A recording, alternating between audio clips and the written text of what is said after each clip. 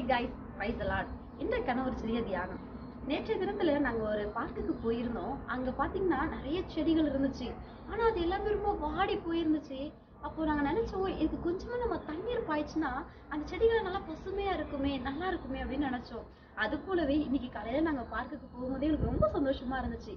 காரணம் என்ன தெரியுமா? அங்க இருக்கிற எல்லா செடிகளுக்கும் தண்ணீர் பாய்ச்சிருந்தாங்க. அதை பார்க்கும் போதே எல்லா செடிகளும் ரொம்ப பசுமையா ரொம்ப அழகா இருந்துச்சு. ஆமாங்க. நம்முடைய வாழ்க்கையிலும் இப்படிதான். நிறைய நேரங்கள்ல நம்ம வறட்சியான சூழ்நிலை நம்ம சந்திச்சுக்கிட்டு இருக்கோம். நமக்கு யாராவது உதவி செய்ய மாட்டாங்களா? நமக்கு யாராவது உனக்கு என்ன ஆயிடுச்சுன்னு விசாரிக்க மாட்டாங்களா? இப்படிப்பட்ட சூழ்நிலையில தான் நம்ம நிறைய நேரங்கள் நம்ம கடந்து போயிட்டு இருக்கிறோம். இதுக்கு எல்லாத்துக்கும் ஒரே ஒரு தீர்வு என்னன்னு பாத்தீங்கன்னா, கர்த்தருடைய வேதம் தாங்க.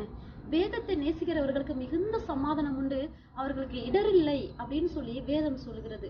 ஆமா, நம்ம எவ்வளவுக்கு எவ்வளவு வேதத்தை நேசிக்கிறோமோ, அவருடைய வசனத்தின் மீது எவ்வளவுக்கு எவ்வளவு நம்ம தாகமா இருக்கிறோமோ, அப்போ நம்மளுடைய வாழ்க்கையில பெரிய மாற்றத்தை ஆண்டவர் கொடுக்கிறார்.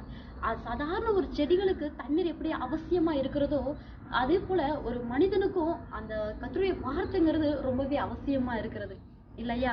வேதாகமம் எப்படி சொல்லுகிறது?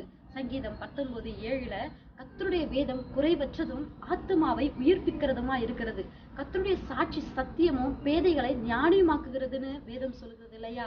நம்ம ஒவ்வொரு நாளும் அவருடைய வசனத்தின் மீது தாகமா இருக்கும் பொழுது நம்முடைய ஆத்மாவை அவர் புதுப்பிக்கிறவரா இருக்கிறார். நம்முடைய வாழ்க்கையில இருக்கிற அந்த வறட்சியான சூழ்நிலைய அவருடைய வார்த்தையை கொண்டு அதை புத்துயிர் பெற செய்கிறார்.